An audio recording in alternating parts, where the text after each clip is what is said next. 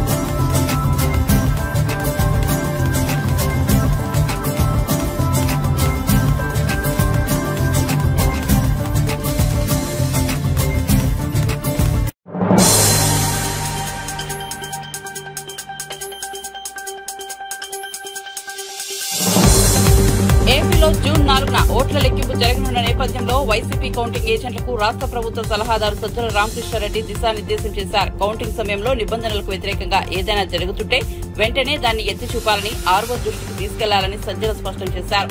ఏదైనా జరిగేటప్పుడు మౌనంగా ఉండి ఆ తర్వాత ఎన్ని చేసినా ఉపయోగం ఉండదని, కౌంటింగ్ హాల్లో తప్పు జరిగితే అక్కడికక్కడే అధికారులకు ఫిర్యాదు చేయాలని అన్నారు. అవసరమైతే ఎన్నికల సంఘం దృష్టికి కూడా తీసుకెళ్లాలని సూచించారు. కౌంటింగ్ ప్రక్రియలో అభ్యర్థుల కౌంటింగ్ ఏజెంట్లందరికీ సమాన ప్రాధాన్యత ఉంటుందని, ఎవరి బాధ్యత వాళ్ళు సక్రమంగా నిర్వర్తిస్తే నిఖార్సైన ఫలితాలు బయటకు వస్తాయని, ఇది ప్రజాస్వామ్య స్ఫూర్తి అని తెలిపారు. ప్రజలు వేసిన ఓటుకు న్యాయం జరగాలంటే కౌంటింగ్ ఏజెంట్లు చిత్తశుద్దితో పనిచేయాల్సిన అవసరం ఉందని సజ్జల పిలుపునిచ్చారు. వాళ్ళ దీనికి తగినట్టు మలుచుకోవడానికి వ్యవస్థల్లో కూడా చొరబడి చేసే అలవాటున్న ప్రత్యర్థులు మనం ఇక్కడ ఎదుర్కొంటున్న నేపథ్యంలో వాతావరణం కూడా కొంచెం ఇదిగా ఉన్నందువల్ల మనం మోర్ అలర్ట్గా ఉండాలని చెప్తున్నాం. మామూలుగా బాధ్యతతో ఉండాలి, ఇప్పుడు అదే బాధ్యతతో ఉండాలి. బాధ్యతతో పాటు అక్కడికి వెళ్ళిన తర్వాత మనం పూర్తి మనసు లగ్నం చేయడంతో పాటు అన్నిటికంటే ముఖ్యంగా ఎక్కడ బ్యాలెన్స్ అనేది మనం లూజ్ కాకుండా, అంటే మనకు ఆ క్షణంలో అవి చేస్తున్నవి తప్పని తెలిసినప్పుడు కోపం వచ్చి ఇంకో రకంగా రియాక్ట్ అయ్యాం. మనం జరిగే పని సాఫీగా జరిగే పని అంతటా మనం చెడగొట్టుకోకుండా ఎట్టి పరిస్థితుల్లోనూ సంయమనం కోల్పు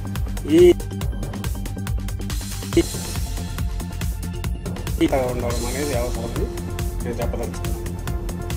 ఒకటి, మనం కంఫర్టబుల్గా వస్తున్నాం, మంచి మెజారిటీతో గెలుస్తున్నాం, దాంట్లో డౌట్ లేదు.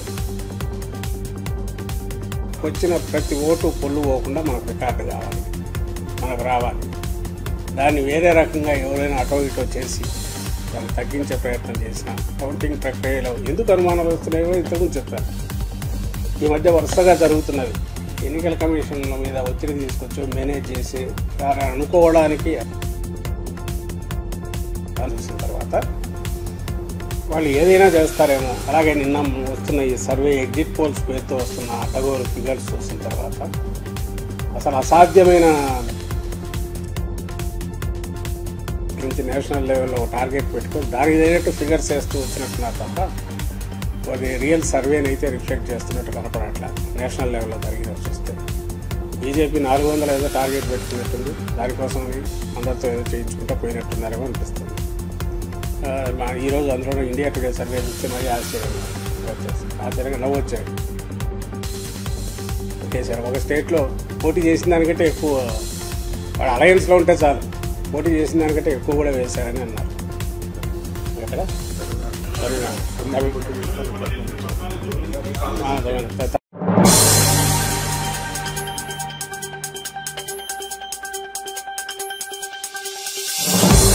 ఏపీ అసెంబ్లీ ఎన్నికలకు సంబంధించి జాతీయ మీడియా సంస్థ India Today My Axis exit polls లో ఆసక్తికర అంశాలు వెల్లడయ్యాయి.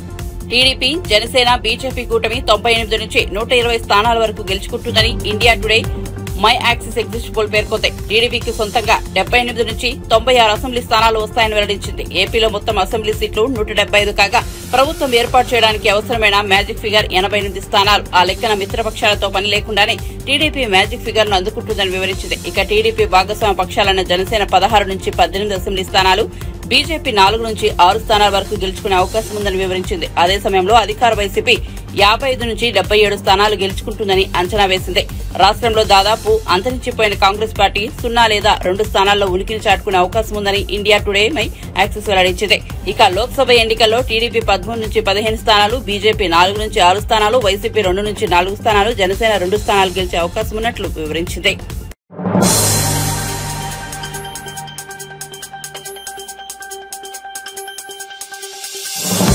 తెలంగాణ ప్రజలకు కాంగ్రెస్ అగ్రనాయకురాలు సోనియా గాంధీ రాష్ట్ర ఆవిర్భావ దినోత్సవ శుభాకాంక్షలు తెలిపారు. రాష్ట్ర సాధన కోసం ప్రాణాలర్పించిన అమరవీరుల త్యాగాలను ఆమె గుర్తు చేసుకున్నారు. ఈ మేరకు వీడియో సందేశాన్ని సోనియా విడుదల చేశారు. రాష్ట్ర ఆవిర్భావ వేడుకల్లో ఈ వీడియోను ప్రదర్శించారు. मां तेलंगाना के उन अनगिनत शहीदों को श्रद्धांजलि अर्पित करते हुए करना चाहती हूँ जो इस महान राज्य के निर्माण के लिए शहीद हुए। मैंने 2004 में करीमनगर में तेलंगाना के लोगों से वादा किया था कि कांग्रेस पार्टी उनके अलग राज्य के सपने को पूरा करेगी।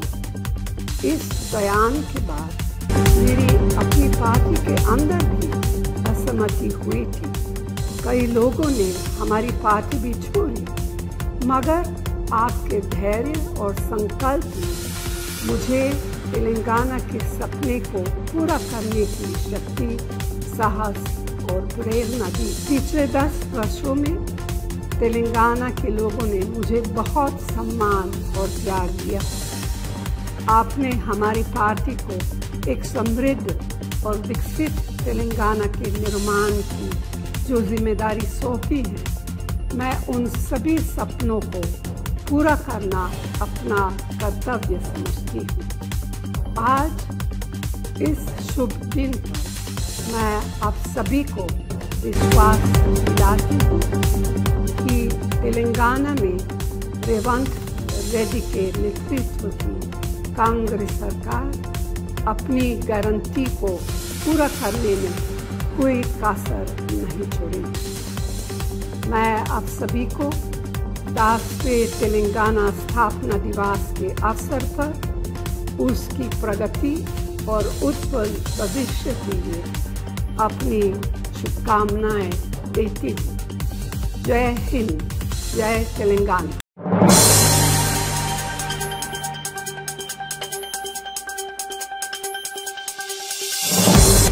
హైదరాబాద్ నుంచి విజయవాడ విమానాశ్రయానికి చేరుకున్న టీడీపీ అధినేత చంద్రబాబుకు పార్టీ నేతలు, అభిమానులు ఘన స్వాగతం పలికారు. ఎగ్జిట్ పోల్స్ ఫలితాలు తెలుగుదేశం కూటమికి అనుకూలంగా రావడంతో పార్టీ శ్రేణులు హర్షం వ్యక్తం చేశాయి. సీఎం సీఎం అంటూ పెద్ద ఎత్తున నినాదాలు చేశారు. అందరికీ అభివాదం చేస్తూ చంద్రబాబు ఉండవల్లిలోని నివాసానికి బయలుదేరి వెళ్లారు. పోలింగ్ ముగిసిన తర్వాత విదేశీ పర్యటనకు వెళ్లిన చంద్రబాబు దాదాపు 3 వారాల తర్వాత తిరిగి అమరావతి వచ్చారు.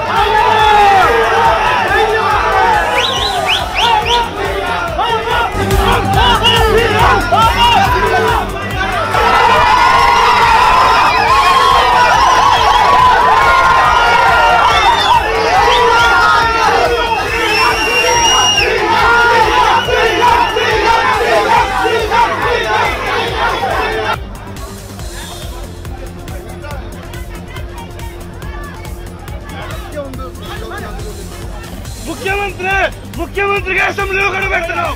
ముఖ్యమంత్రిగా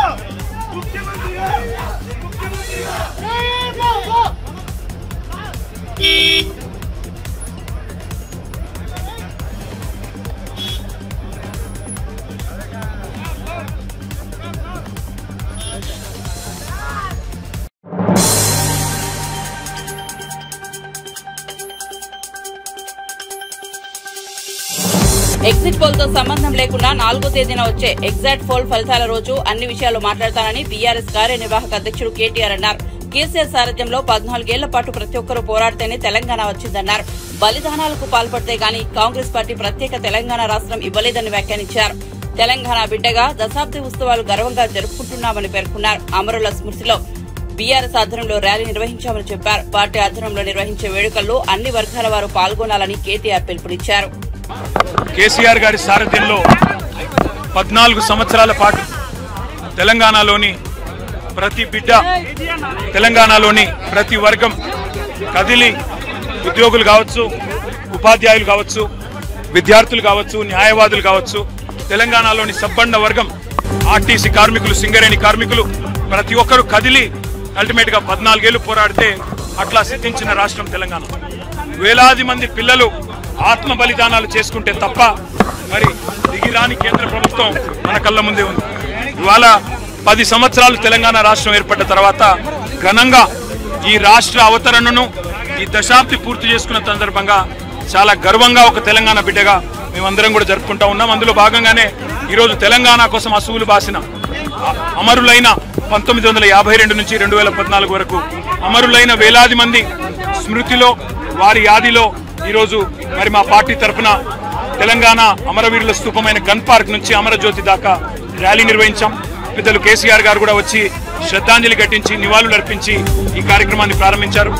రేపు ఎల్లుండి కూడా మా పార్టీ ఆధ్వర్యంలో 3 రోజుల పాటు మరి ఈ దశాబ్ది ఉత్సవాలను తెలంగాణ విజయవంతంగా పూర్తి చేసుకునే సందర్భంగా నిర్వహించబోతా ఉన్నాము. ఇందులో తప్పకుండా తెలంగాణలోని ప్రతి వర్గం భాగస్వామ్యం అయ్యే విధంగా ముందుకు పోతామని చెప్పి కూడా తెలియజేస్తూ మీ అందరికి కూడా ధన్యవాదాలు. మీడియా కూడా తెలంగాణలో చాలా సహకరించింది ఉద్యమంలో. మీడియా కూడా తెలంగాణ జర్నలిస్ట్ ఫోరంలో పాల్గొన్న జర్నలిస్ట్ మిత్రులకు, మీడియాకు అందరికి కూడా హృదయపూర్వకంగా ధన్యవాదాలు. ఎగ్జిట్ పోల్ తో నిమిత్తం లేకుండా ఎగ్జాక్ట్ పోల్ రిజల్ట్స్ 4వ తారీఖు నాడు వస్తాయి. ఆ రోజు అన్ని విషయాలు వివరంగా మాట్లాడతాం.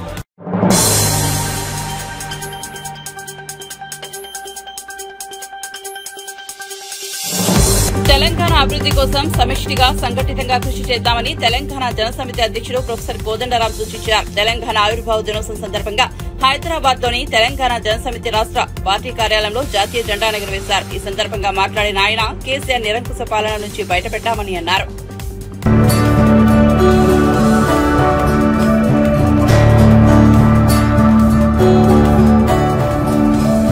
ఈ లక్ష్య సాధనకు మనం చాలానే ఘర్షణ పడవలసి వచ్చింది. వాస్తవానికి కేశవరావు జాదవ్ గారు మాతో ఊక చెప్తుండే, ఇది అంత సులువైన విషయం కాదు. అత్యంత శక్తివంతమైన ఒక పాలక వర్గంతో మనం తలపడుతున్నాం. హైదరాబాద్ చుట్టూ 1000 కోట్ల ఆస్తులు వాళ్లకు ఉన్నాయి. ఆ ఆస్తుల కోసం వాళ్ళు తాపత్రయపడతా ఉన్నారు. కాబట్టి ఇవాళ జరుగుతున్నది ఏంటంటే, ఈ రాష్ట్ర సాధన కోసం మనం అందరం కూడా ఇవాళ చాలా కష్టపడవలసి వస్తుందని చెప్పి, అదే విధంగా మనం ఒక సుదీర్ఘ పోరాటం చేసినాం. ఆ సుదీర్ఘ పోరాట ఫలితంగానే మనం తెలంగాణను సాధించుకోగలిగినాం. ఇవాళ ప్రత్యేక రాష్ట్రంలో మనం ఉన్నాం. ఇది ఇవాళ ప్రత్యేక రాష్ట్రాన్ని సాధించుకున్నాక మరి కేసీఆర్ గారేమో అది ఒక కుటుంబానికి సంబంధించిన ఆస్తిగా చూడటం ప్రారంభించిండు. నేను ఒక్కనే తెలంగాణ తెచ్చిన, నా వల్లనే తెలంగాణ వచ్చింది అని ఆయన చెప్తూ వచ్చిండు. ప్రజల భాగస్వామ్యం, అమరుల త్యాగాలు, వాటన్నింటిని కూడా ఆయన ఎన్నడూ చూడటానికి నిరాకరించింది. ఎప్పుడైతే ఇది ఒక్కని కుటుంబానికి సంబంధించిన ఆస్తిగా మారిందో దాన్ని కొల్లగొట్టడం, ఆ కొల్లగొట్టడం కోసం ఒక నిరంకుశమైన పాలనను నెలకొల్పటం, ఇవన్నీ మనం చూసినాం. ఈ 10 ఏళ్ల ఉత్సవానికి ఉండే ప్రత్యేకత ఏంటంటే, ఆ నిరంకుశ పాలన నుంచి విముక్తి పొందిన సందర్భంగా ఈ 10 ఏళ్ల ఉత్సవం జరుగుతున్నది. ఆ నిరంకుశ పాలన నుంచి అయితే బయటపడ్డాం, విముక్తి పొందినాం. ఇవాళ మళ్లీ చాలా కీలకమైనటువంటి విషయం ఏంటంటే, ఇక్కడి నుంచి మళ్లీ మనం పురోగతి చెందవలసి ఉంది. ఆ పురోగతి కోసమే మనమందరం కూడా ఇవాళ ఒక ప్రయత్నం చేస్తున్నాం, ఒక కృషి చేస్తా ఉన్నాం. అందుకని అందరికీ సందర్భంగా నేను చెప్పేది ఏంటంటే, మనం సమిష్టిగా నిలబడదాం, సంఘటితంగా ఒక ప్రయత్నం చేద్దాం. ఆ ప్రయత్నం ద్వారా తెలంగాణ అభివృద్ధికి మనవంతు పాత్ర మనం పోషిద్దాం. దానికి రెండు పార్శ్వాలు ఉంటాయి. ప్రభుత్వం మారటం ఒక ఎత్తు అయితే, చాలా కీలకం ఏంటంటే ఏం చేయాలి తెలంగాణ అభివృద్ధి కోసం అనేది మనలాంటి వాళ్ళం నిత్యం ప్రణాళికలు తయారు చేయాలి, వాటి ప్రభుత్వం ముందు పెట్టాలి. సాధించుకోవటానికి మనవంతు ప్రయత్నం మనం సీరియస్ గానే చేయాలి. ఆ ప్రయత్నాన్ని మనం కొనసాగించవలసిన అవసరం ఉంది.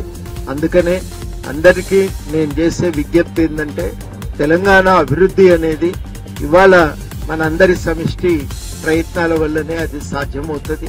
అమరుల త్యాగాలను గుర్తు చేసుకుంటూ మనందరం నిరంతరం తెలంగాణ అభివృద్ధికి ఏం జరగాలనేది ఆలోచించాలి, ప్రతిపాదనలు తయారు చేయాలి, సాధించుకోవటానికి ప్రయత్నం చేయాలి.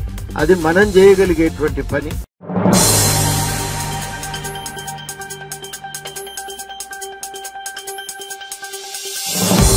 ఎన్నో ఆశలతో ప్రజలు పెట్టుకున్న నమ్మకాన్ని మాజీ సీఎం కేసీఆర్ వమ్ము చేశారని సిపిఐ జాతీయ ప్రధాన కార్యదర్శి నారాయణ ఆరోపించారు.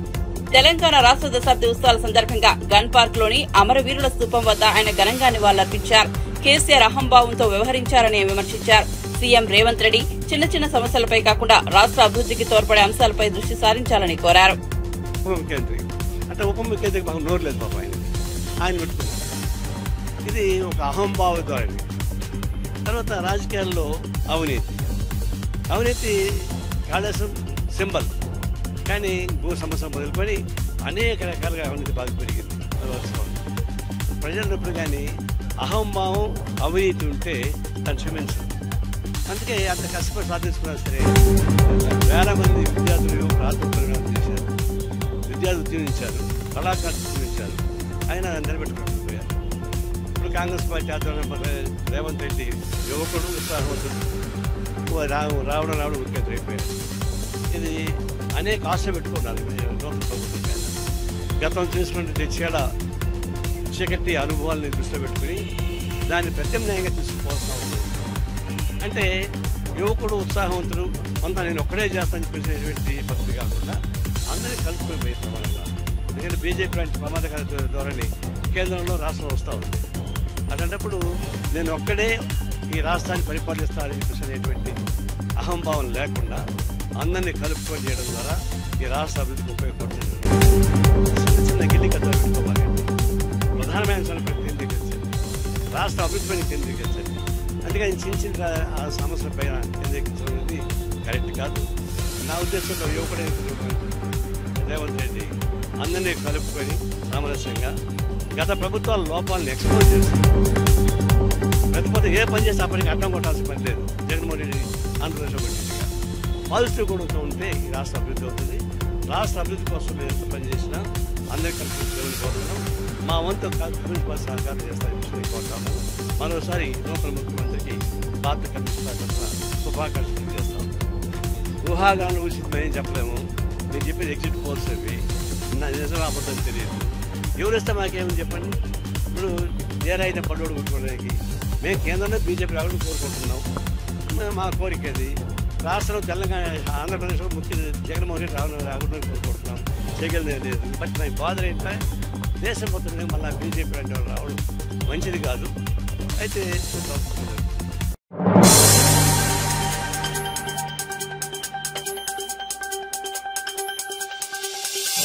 కౌంటింగ్ రోజున అల్లరిమూకలు తెనాలిలో ఘర్షణ సృష్టించే అవకాశం ఉందని తెనాలి అసెంబ్లీ కూటమి అభ్యర్థి నాదెళ్ల మనోహర్ అన్నారు. ఈ నేపథ్యంలో కూటమి నేతలు కార్యకర్తలు అప్రమత్తంగా ఉండాలని సూచించారు. ఘర్షణలకు దూరంగా ఉందామని, ప్రజా తీర్పును గౌరవిద్దామని నియోజకవర్గ ప్రజలకు ఆయన పిలుపునిచ్చారు. పార్టీలకు అతీతంగా ప్రజా తీర్పును గౌరవించాలని కోరారు. ఎంతో ప్రశాంతమైన ప్రాంతం తెనాలి నియోజకవర్గం. ఒక పండుగ వాతావరణంలో ప్రజాస్వామ్యంలోని అతి పెద్ద పండుగ మన ఎలక్షన్స్లో ప్రతి ఒక్కరు కూడా అద్భుతంగా స్పందించి పాల్గొని మీరందరూ కూడా ఒక విధంగా చూస్తే ప్రజాస్వామ్యాన్ని రక్షించడానికి కోసం మీరు చేసిన కృషి మనస్ఫూర్తిగా ప్రతి ఒక్కరిని నేను అభినందిస్తున్నాను, ధన్యవాదాలు తెలుపుతున్నాను. ఇది ప్రత్యేకంగా ఎందుకు అంటున్నానంటే దూర ప్రాంతాల నుంచి కూడా తరలి వచ్చి ఒక మార్పు కోసం ఒక పౌరుడిగా మన బాధ్యతని ఒక ఓటర్గా నిలబెట్టడానికి కోసం మీరందరూ చేసిన ప్రయత్నాన్ని మనస్ఫూర్తిగా నేను అభినందిస్తున్నాను. అదేవిధంగా రేపటి రోజున కౌంటింగ్ జరిగే సందర్భంలో దయచేసి పార్టీలకు అతీతంగా మనందరం కూడా ప్రజల తీర్పుని గౌరవిద్దాం. ఎవరు కూడా తొందరపడి అనవసరమైన ఘర్షణ వాతావరణానికి తీసుకెళ్లే విధంగా ఎవరు చేసినా, మీ దృష్టికి ఎవరు చేస్తున్నట్టు వచ్చినా తప్పకుండా మీరు ఇమీడియట్గా అధికార యంత్రాంగాన్ని అప్రమత్తం చేయాల్సిన అవసరం ఎంతో ఉంది. ఎందుకంటే తెనాల్లో మనకి ఎప్పుడూ గతంలో ఇటువంటి సంఘటనలు లేవు. ఒక ప్రశాంతమైన వాతావరణంలో ప్రజల తీర్పుని గౌరవించుకునే విధంగా మనందరం కూడా కలిసికట్టుగా మన ప్రాంత అభివృద్ధి కోసం, మన ప్రజల శ్రేయస్సు కోసం ఈ ప్రాంతం మరొకసారి అపూర్వ వైభవం తీసుకొచ్చే విధంగా మనందరం కృషి చేద్దాం తప్ప అనవసరమైన కొంతమంది ఆలోచనల మేరకు ఇక్కడున్న ఒక ప్రశాంతమైన వాతావరణం చెడగొట్టడానికి వాళ్ళు చేస్తున్న ప్రయత్నాన్ని మీరందరూ కూడా తిప్పికొట్టాలి. అది పౌరుడిగా మీకు ఆ బాధ్యత ఉంది. ఖచ్చితంగా లా అండ్ ఆర్డర్ ఇంప్లిమెంట్ అయ్యేటట్టు తెనాల్లో ఆ మార్పు కనిపెట్టేటట్టు మనందరం కలిసి ముందుకెళ్దాం. కానీ ఎన్నికల సందర్భంగా రేపు కౌంటింగ్ జరుగుతున్న పరిణామంలో ఆధారం చేసుకుని కొంతమంది అల్లర్ముఖులు కొన్ని ప్రాంతాల్లో అలజడి సృష్టించడానికి ప్రయత్నం చేస్తున్నారని పోలీసు వర్గాలు నా దృష్టికి తీసుకొచ్చాయి. కాబట్టి దయచేసి మనందరం కూడా ఒక బాధ్యతగా ఒక మంచి వాతావరణం మనం నెలకొల్పే విధంగా మన ప్రాంతాన్ని మనం గౌరవించుకుని ప్రజల తీర్పుని మనం శిరస్సు వహించి ఆశీర్వాదంగా తీసుకుని ముందుకెళ్లే విధంగా నిలబడదాం.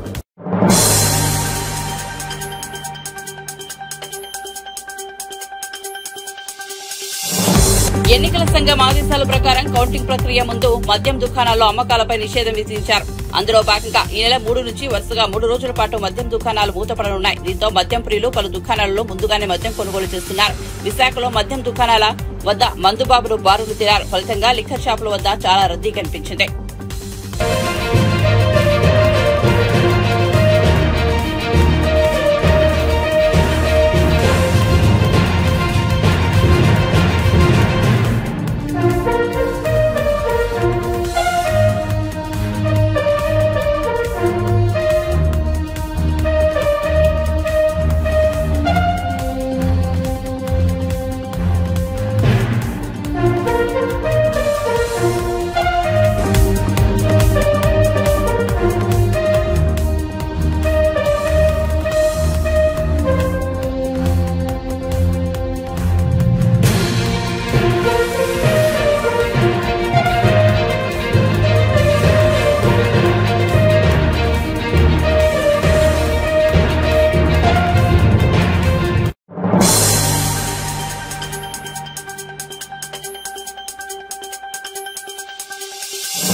ఏపీలో ఎన్డీఏ కూటమి విజయబేరి మోగించడం ఖాయమని తెలుగుదేశం నేతలు గంటా శ్రీనివాసరావు, నారాయణ ధీమా వ్యక్తం చేశారు. 5 ఏళ్ల పోరాటానికి జూన్ 4న ఫలితం లభిస్తోందన్నారు.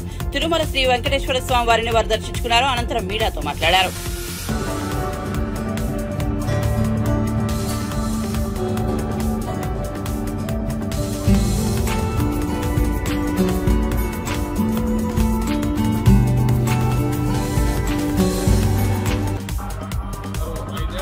నిరీక్షణ ఎల్లుండి ఫలితాలు రాబోతా ఉంది.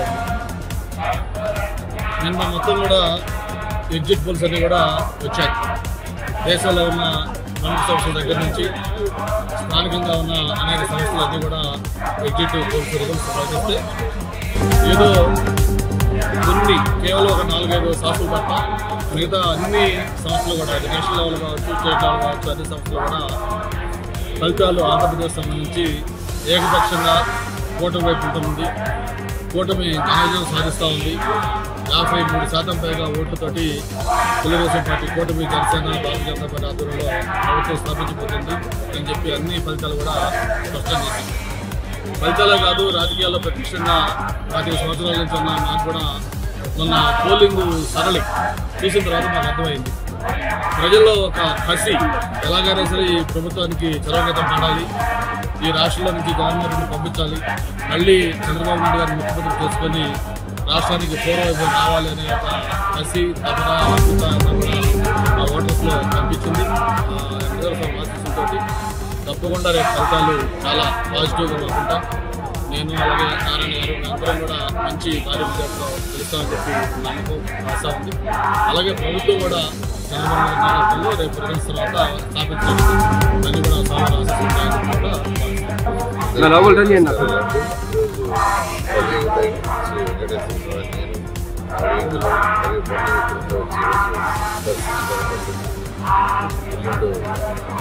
ఎలక్షన్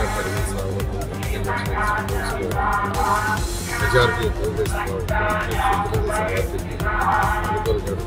ఖచ్చితంగా ఆ భగవంతుని కావాలి వచ్చే ప్రాంతాల్లో తెలుగుదేశం అత్యధిక మెజారిటీలో తెలిసి ముఖ్యమంత్రిగా నారా చంద్రబాబు నాయుడు గారు చేపట్టడం జరుగుతుంది. ఖచ్చితంగా ఈ రాష్ట్రం యొక్క ఆర్థిక పరిస్థితి బాగా ఇంప్రూవ్ కావాలని ప్రతి ఒక్కరు ఆయన ఆరోగ్యంతో సకల ఐశ్వర్యాలతో ఉండాలని భగవంతుని